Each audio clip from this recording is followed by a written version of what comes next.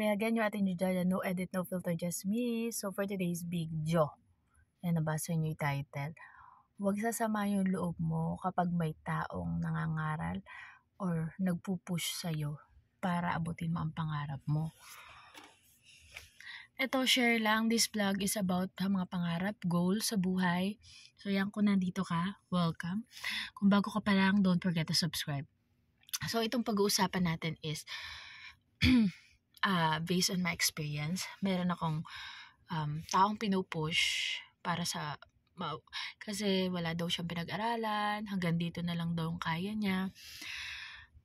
Don't limit yourself. Hanggang dito ka hanggat nandito ka sa mundo na to, kaya mong abutin ang pinakamataas na pangarap. Sinasabi ko sa'yo, kaya mong abutin lahat. Huwag mong sabihin yun sa sarili mo kasi walang imposible. Kahit nga grade 1, grade 2 lang, kayang-kaya. Kasi meron akong tito, grade 3 lang natapos. Pero ngayon, ilang bahay na meron siya. Farmer siya. Nasa diskarte yon kung paano mo ayusin ang buhay mo. Pero kung ganun yung mindset mo, maliit yung pangarap mo, hanggang dito ka lang. Hanggang dun ka lang talaga. Kasi sinusunod mo yung isip mo eh. Pero kung magtiwala ka kay God, nagpe-pray ka lagi, kayang-kaya mo abutin yun kasi bibigyan ka niyang confidence. Bibigyan ka niya yung mga imposible mong iniisip, gagawin niyang posible lahat yon. Alam nyo, palibutan nyo yung sarili nyo ng mga taong may pangarap, masisipag, nagpupursige, at magiging ganun din kayo, promise.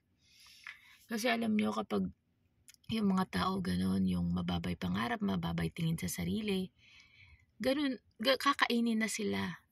Pero kung hindi mo hindi mo iisipin na ganun yung sarili mo, ay hanggang dito lang ako, hindi ko na kaya.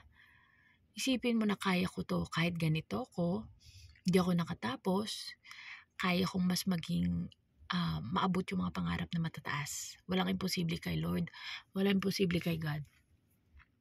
Magtiwala kayo sa Kanya.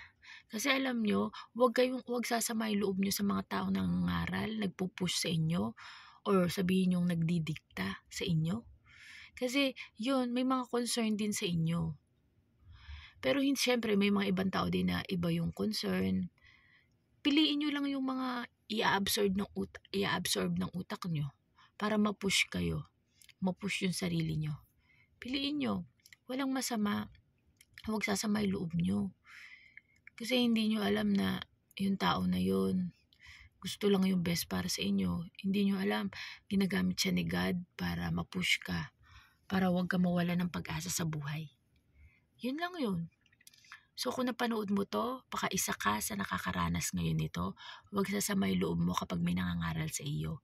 Ibig sabihin, gusto ka niya ma-push, mas maging mataas yung pangarap mo. Ibig sabihin, sign yun na para palakasin yung loob mo. Okay? Kung mahina yung loob mo, sign yun para palakasin ang loob mo. And lagi mo isipin, nothing is impossible with God. Okay? Just always pray to Him. And lagi mo siya isama sa journey mo. Yun lang. Hanggang dito lang ating vlog. Don't forget to like, share, subscribe.